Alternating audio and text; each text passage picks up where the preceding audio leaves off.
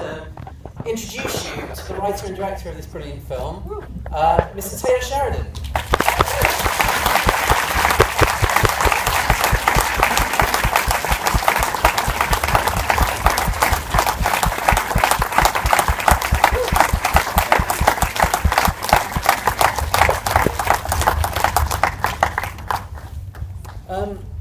Now, Taylor, I suppose, you know, the best place to start with these things is always at the beginning. It feels to me like you've had this incredible kind of emergence as a writer in really like a very short span of time, with these 3 films now, Sicario, Hell or High Water, and now Wind River, which you've also directed. How long have the ideas for these films been kind of percolating simultaneously? I mean, is this something that you've been developing over many years? No, actually, you know, I came up with the idea for Sicario fairly quickly. I was in southern Arizona and I saw some things and it was pretty shocking, and the idea just kind of hit me. As I was writing that, I thought it would be really interesting to explore the modern American frontier and look at it, you know, really under a microscope. And so I came up with the idea for Hell or High Water and then again Wind River. But they were all inspired by the events that were taking place, you know, within 2 people that I knew. And so people were telling me these stories about events that were happening in their lives, and I took those and, you know, built the world around. And that's why you call this a trilogy of films, effectively. That there are thematic links that kind of tie them together. There's a lot of thematic links. Beyond that, it's also really studying, you know, the nature of fatherhood and failure and grief. They're all really meditations on grief and moving on from a tragedy without getting closure. I was really intrigued by that notion. I'm fascinated, first of all, by, you know, the line that opens the film. This is inspired by true events, and then the statistics that you pull up at the end of the film. Tell me about how this particular story kind of started to develop. Because you lived on Wind River at some point. Well, I spent a lot of time. I lived very, very close to the rest. I spent a lot of time on the Pine Ridge Reservation, and the initial genesis for this idea was when I was on the rest. There was this girl that was, you know, really respected in the community. She had gotten a basketball scholarship. She was about to graduate high school. She disappeared, and then they found her, and she'd been killed. And it was just devastating to the community because this was a pillar. This was a good one, you know, a really good girl that achieved so much. That resolved, and that happened in the late '90s. It just burned in me, and so that was really the root of. And then I heard that same story time and time again. With regards to the specific statistic that you see at the end of the film, I really wanted to find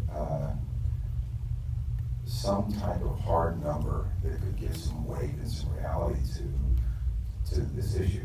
And so there were 2 attorneys that worked on the film, and I said, find me a statistic that really explains the level of violence and the tragedy that was taking place here.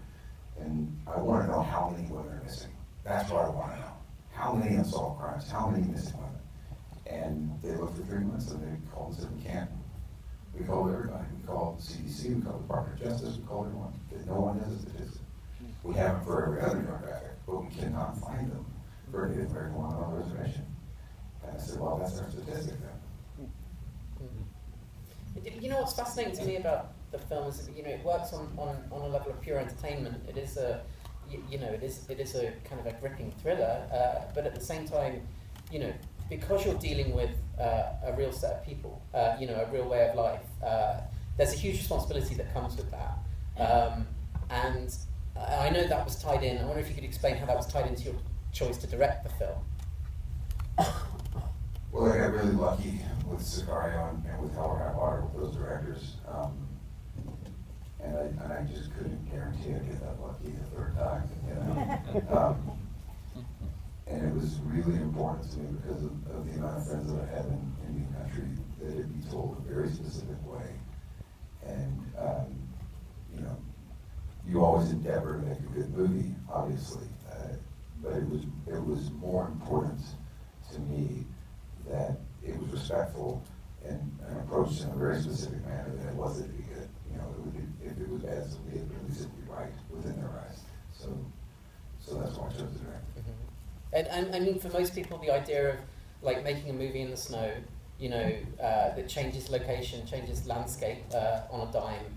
You know, these are things that you'd want to kind of do when you've had plenty of experience under your belt. I mean, tell me about just kind of figuring all that stuff out, because I imagine incredibly complicated.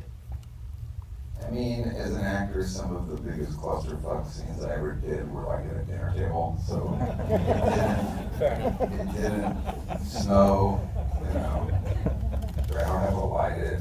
It's all project dress the set. There's no, it's just everything's there. Just don't step on it until I say action. That was really the only, and then I figured out how to fill it up with big head, so it didn't really matter. Yeah, so it's just, you know, directing a movie is difficult under any circumstances, and there's a certain element of just jump in, you know, and just go. And you know, I think like the whole thing is going to hinge on who you put in those lead roles, because they're going to be your partners for this experience. And Jeremy Renner and Elizabeth Olsen, incredible performers, incredible actors, brilliant in this film. Was it always them? Were they always in mind? From day one. Now it took me a long time to get Jeremy. Lizzie, I went to from the beginning. She was who I wanted from day one. And she was the first person to sign on. And I wanted to get Jeremy. He wasn't available. And he was doing Arrival with a who I called and said, "Hey, they're like, no, we cannot.